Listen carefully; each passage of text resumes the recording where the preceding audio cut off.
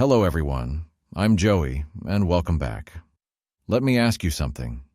Have you noticed that a trip to Costco doesn't feel as cheap as it used to? Maybe you walked in expecting to spend a couple $100s, and somehow walked out with a receipt that was twice as high. At first, you probably blamed yourself. Maybe I bought too much. But then, it happened again. And again. So what's really going on?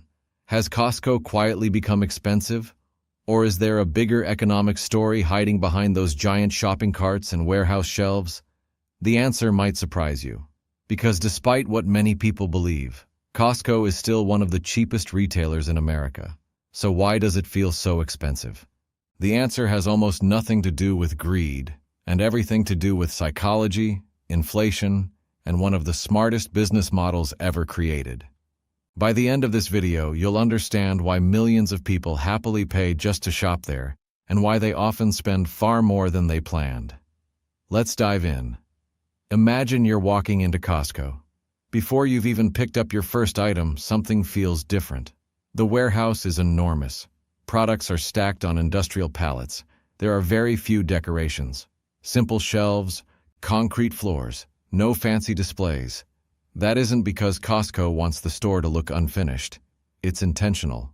Every dollar the company doesn't spend on expensive decorations, fancy shelving, or elaborate displays is a dollar it doesn't have to recover through higher product prices. From the very beginning, Costco was designed to keep operating costs as low as possible.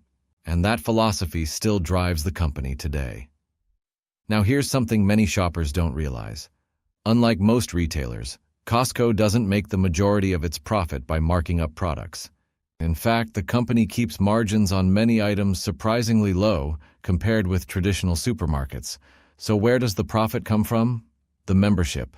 Before you even fill your cart, you've already paid to enter the business. That changes everything. Instead of relying only on large profits from every item sold, Costco earns recurring revenue from millions of members who renew their memberships every year. That predictable income allows the company to keep many prices lower than competitors. It's a business model that has worked for decades. But if prices are lower, why do shoppers leave spending $300 or $400? The answer isn't because individual products are necessarily expensive. It's because Costco changes how you shop. Look around the warehouse. Everything is bigger. Larger cereal boxes, huge bottles of cooking oil, massive packs of paper towels, 48 bottles of water instead of 12, family-size packages of snacks.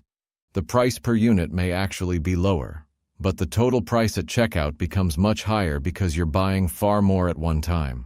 That's one of the biggest psychological differences between Costco and a traditional grocery store. You aren't just shopping for today, you're shopping for weeks or even months.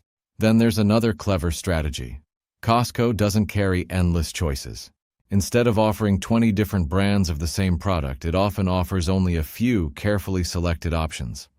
At first, that seems limiting. But psychologists have found that too many choices can overwhelm people. When there are fewer options, decisions become easier, shopping feels faster, and customers are more likely to complete their purchase. Less confusion, less hesitation, more buying. Now think about one of the most popular areas in every Costco. The food court, a hot dog and drink for a price that has barely changed in decades. How is that possible? Is Costco losing money on purpose? Believe it or not, in some cases, yes. Because the food court isn't just selling lunch. It's reinforcing the idea that Costco offers incredible value. When shoppers feel they're getting a great deal in one part of the store, they're more likely to believe the rest of their shopping experience offers great value too. It's a psychological effect that influences the entire visit. But here's where the story becomes even more interesting. If Costco keeps product margins low, how has the average shopping trip become so expensive? And why do millions of people continue renewing their memberships year after year, even during times of inflation? The answer has everything to do with human behavior, smart retail design, and a few subtle tricks that most shoppers never notice. So, if Costco keeps its profit margins relatively low, why do so many people leave with a receipt that's much higher than they expected? The answer begins with one simple fact. Once you've paid for a membership, your brain starts thinking differently. Psychologists call this the commitment effect. After paying to access the store, many shoppers feel they should make the membership worth it. That often leads to buying more than originally planned. You didn't go there to waste your membership. You went there to maximize it. And without realizing it, your shopping cart gets fuller and fuller. Now pay attention to something else. Have you ever noticed that the layout of Costco seems to change? One week your favorite product is in one aisle. The next time it's somewhere completely different. That's intentional. If products stayed in exactly the same place forever, you would walk directly to what you need and leave. But when you have to search a little, you naturally pass dozens of other products, and every product you see is another opportunity for an impulse purchase. It's not about making shopping difficult. It's about increasing the chances that you'll discover something you didn't plan to buy. Then there are the famous free samples. Most people see them as a nice bonus, but they're also one of the oldest marketing strategies in retail. When someone offers you something for free, your brain immediately creates a positive feeling. You stop, you taste the product, you interact with the employee, and suddenly buying that product feels much easier than walking away. A tiny sample can lead to thousands of additional sales, not because the food is free, but because it changes your mindset. Another reason Costco receipts seem so high is something economists call basket size. Traditional grocery stores encourage frequent shopping. You stop by after work, buy a few things, spend $50. Costco encourages the opposite. You visit less often, but spend much more each time.